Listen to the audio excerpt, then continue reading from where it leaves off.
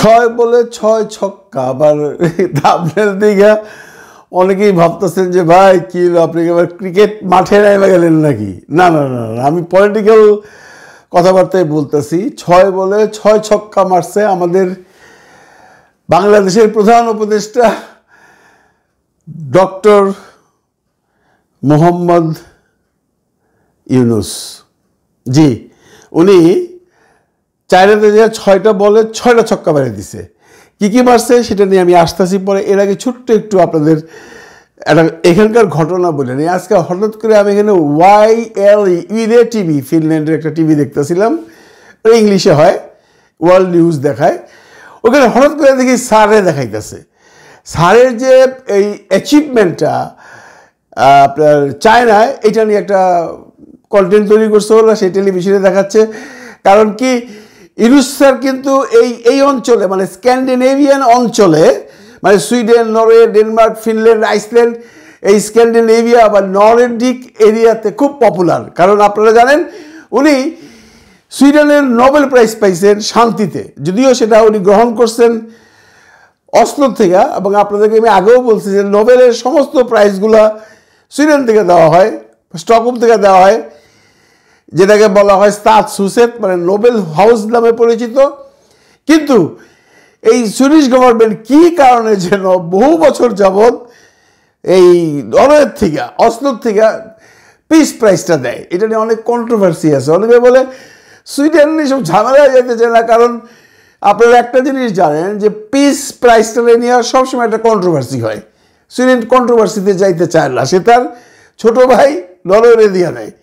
ছোটো ভাইয়ের জন্য বললাম, একটু আপনাদের জানায় রাখি, Norway, Sweden, Denmark, Finland, Iceland, এরা একই ভাই, একই বাপের ঘরে সৎ ভাই, এবং সুইডেনেরও বড় ভাই। এবং সুইডেনেরই ছিলেন আলফ্রেড নোবেল সাহেব, যিনি নোবেল পুরস্কার দিয়ে থাকেন, যার প্রতিষ্ঠান থেকে। আলফ্রেড নোবেলের অনেক লম্বা একটা গল্প আছে, আরেকদিন বলবো, ওটা বললেই কন্টেন্টটা বড় হয়ে যাবে। এই জন্য ওইখানে বাদ দিয়ে আমি বলতেছি যেটা যে সুইডেনে সে কিন্তু খুব পপুলার, এবং ওইখান থেকে নোবেল নিয়ে সে আবার স্টকহোমেও আসছিল। তো স্টকহোমে তার আরও আগে আসা হয়েছে। স্টকহোম ইউনিভার্সিটিতে সে 2বার লেকচার দিয়ে গেছে, মালবো ইউনিভার্সিটিতে আসছে, লুন্ড ইউনিভার্সিটিতে আসছে, ইয়ানশুবিং ইউনিভার্সিটিতে আসছে, হেলসিঙ্কি ইউনিভার্সিটিতে আসছে। এই এলাকা সে চইসা বেড়াইছে, সে এখানে খুব পপুলার। সেই জন্য হয়তো টিভি এটা দেখাইছে। এগুলো দেখলে না ভাই, বিশ্বাস করেন, গর্বে না বুকটা ফুইলা যায়। মনে করে যে আমি বাংলাদেশের মানুষ, আমি প্রফেসর ডক্টর মোহাম্মদ ইউনূস স্যারের দেশের মানুষ। আমি জানি অনেকেই বলবেন আমি ইদানিংকালে ওনার খুব প্রশংসা করি। যারা ওনার সম্পর্কে জানেন, যারা ওনার জ্ঞান ভাণ্ডার সম্বন্ধে যাদের আইডিয়া আছে, তারা ওনাকে সারা জীবন প্রশংসা করে যাবেন। উনি যে কত বড় বাপের একটা মানুষ, সেটা আপনারা বাংলাদেশের মানুষ এখনও বুঝতে পারেন নাই।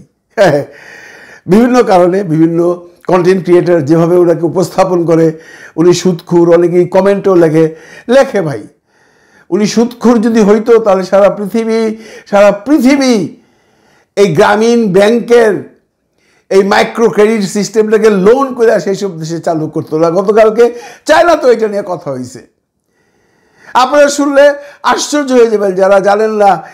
এই হাইনান প্রদেশের যে supreme power of Hainan Province, এই হাইনান প্রভিন্সের এই ভদ্রলোকও একসময় ইউনূস স্যারের কাছ থেকে অনেক ধরনের অ্যাডভাইস দিচ্ছে। গতকালকে শি জিনপিংও বলছে যে আমি তোমার মাইক্রো ক্রেডিটটাকে বহুত আগেই পড়াশোনা করছি, আমি যখন ইউনিভার্সিটিতে পড়তাম। যে আজকে টিভিতে যে দেখাইলো, ওনাকে যে দেখাইলো, আপনি চিন্তা করতে পারেন ইউরোপের একটা টেলিভিশনে, ওদের ন্যাশনাল টেলিভিশনে তারা এই নিয়ে ফিচার করে। এইটা হলো সেম অবস্থা। আপনারা বাংলাদেশে বসে সুইডেন, ফিনল্যান্ডের কোনো নিউজ পান না, ঠিক ওরকম কোনো কিছু হইলে পান। ঠিক এইটাই আজকে এরকমই এমন কিছু উনি করতেছে সারা বিশ্বে, যে তার কথা এখন টেলিভিশন মিডিয়াতে এসে নিউজ আকারে, ফিচার আকারে দেখানো হচ্ছে। এটা কি গর্বের বিষয় না? যাক, এবারে আসি আসল প্রসঙ্গ। সেটা হইল আমাদের 6 ছক্কা মারলেন উনি। ওনার এই ছক্কাগুলো হইল, প্রথম ছক্কাটা উনি মারছেন বাণিজ্য সুবিধা।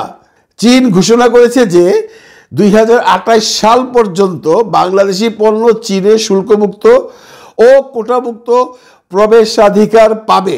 এছাড়া মুক্ত বাণিজ্য চুক্তি নিয়েও আলোচনায় আগ্রহ প্রকাশ করেছে চীন। খবর আজকের পত্রিকা। এগুলো 1 নম্বর বল। 2 নম্বর বলে ছক্কা মারছে কৃষি পণ্য আমদানি। চীন বাংলাদেশ থেকে আম, কাঁঠাল, পেয়ারা ও অন্যান্য কৃষি পণ্য আমদানি শুরু করার পরিকল্পনা করেছে, যা বাংলাদেশের কৃষি খাতের জন্য নতুন বাজার সৃষ্টি করবে। সূত্র আজকের পত্রিকা। 3 নম্বর, শিক্ষা ও বৃত্তি। চীনের বিভিন্ন বিশ্ববিদ্যালয়ে অধ্যয়নরত বাংলাদেশি শিক্ষার্থীদের জন্য আরও বেশি বৃত্তি প্রদানের প্রতিশ্রুতি দিয়েছে চীন, যা 2 দেশের মধ্যে শিক্ষাগত সহযোগিতা বাড়বে। সূত্র আজকের পত্রিকা। এটা কিন্তু একটা বিরাট খবর আমাদের স্টুডেন্টদের জন্য।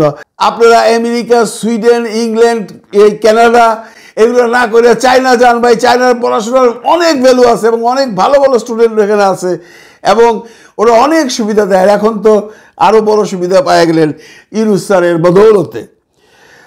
4 নম্বর বলে উনি ছাক্কা মারছেন অবকাঠামো উন্নয়ন, মংলা বন্দরের আধুনিকায়ন ও দাসেরকান্দি পয় নিষ্কাশন প্রকল্পের জন্য অর্থায়নে আগ্রহ প্রকাশ করেছে চীন, যা বাংলাদেশের অবকাঠামো উন্নয়নে সহায়তা করবে। সূত্র আজকের পত্রিকা।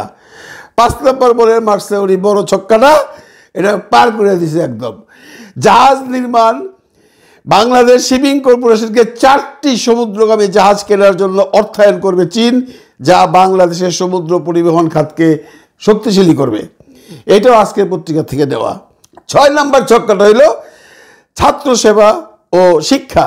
চীন বাংলাদেশকে চিকিৎসা সহায়তা প্রদান ও আরও বাংলাদেশি শিক্ষার্থীকে উচ্চশিক্ষার জন্য বৃত্তি প্রদান করবেন। এছাড়া $122 মিলিয়ন একটা ঋণ চুক্তি, সহায়তা চুক্তি, অনুদান চুক্তি হয়েছে। একটা মাত্র চুক্তি হয়েছে, বাকিগুলো সব মানে মেমোরেন্ডাম অফ আর্টিকেল, মানে সমঝোতা স্মারকের সহি, সেগুলো ধীরে ধীরে হবে। এর মধ্যেও আরেকটা আছে, এই যে শিল্প ও বাণিজ্যের মধ্যে চায়নারা বাংলাদেশে আপনার হাব করবে, মানে কোম্পানিগুলো বাংলাদেশে শিল্প নিয়ে ওইখানে তারা প্রোডাক্টস ম্যানুফ্যাকচারিং করবে, ওইখান থেকে তারা এক্সপোর্ট করবে। মানে অর্ডার নেবে চায়নায়, চায়নার থেকে মালটা তৈরি হবে বাংলাদেশে, ওইখান থেকে তারা বিভিন্ন দেশে এক্সপোর্ট করবে। অনেক অনেক অনেক একটা অপার সম্ভাবনাময় বাংলাদেশের দিকে যাচ্ছে এখন নিয়ে আমাদের ডক্টর মোহাম্মদ ইউনূস। ওই হাবগুলো হইলে, ওই ফ্যাক্টরিগুলো হইলে কাজ তো করবে ভাই বাংলাদেশিরা। হ্যাঁ, আপার লেভেলের মানে চিফ ইঞ্জিনিয়ার বা ওদের ম্যানেজমেন্টের কিছু লোকজন আসবে চায়না থেকে, কিন্তু শ্রমিক সব থাকবে বাংলাদেশের এবং ওইখানে স্যালারি হবে হাই। চিন্তা করতে পারেন, এত কিছু হইতেছে দেশে, এত কিছু হইতেছে, অথচ অনেকেই এটা নিয়ে কোনো মন্তব্য করছে না, অনেকেই এটা নিয়ে কোনো রকম সাধুবাদ জানাচ্ছে না, অনেকেই গৌরবান্বিত হচ্ছে না। কিন্তু আমরা যারা বিদেশে আছি আমরা গৌরবান্বিত। এবং আমরা দেখেন, আপনারা এই চায়নার বাইরেও ছোট্ট একটা কথা বলে নেই, সেই যে আপনাদেরকে রেমিটেন্স দিয়া, গতকালকার একটা নতুন নিউজ, রেমিটেন্স বাংলাদেশে সবচেয়ে বেশি পাঠাইছে আমরা যারা প্রবাসী আছি তারা। এইটাও প্রফেসর ডক্টর মোহাম্মদ ইউনূস স্যারের হাতকে শক্তিশালী করতেছে। এবং প্রবাসে যারা আছে, আপনি যদি কথা বলে দেখেন, সমস্ত প্রবাসীরা চায় উনি থাকুক, উনি দেশটাকে সংস্কার করে, দেশটাকে উন্নতি করে তারপর চলে যান। বাংলাদেশের মানুষ অনেকেই চায়। চায়না যারা, তারা যে কোনো রাজনৈতিক দলের সাথে সম্পৃক্ত, তারা হয়তো ইউনূস স্যারকে পছন্দ করেন না বা ইউনূস স্যারের ওয়েটটা তারা মাপতে পারেন না। ভালো থাকবেন সবাই, ভালো লাগবেন সবাইকে। খোদা হাফেজ।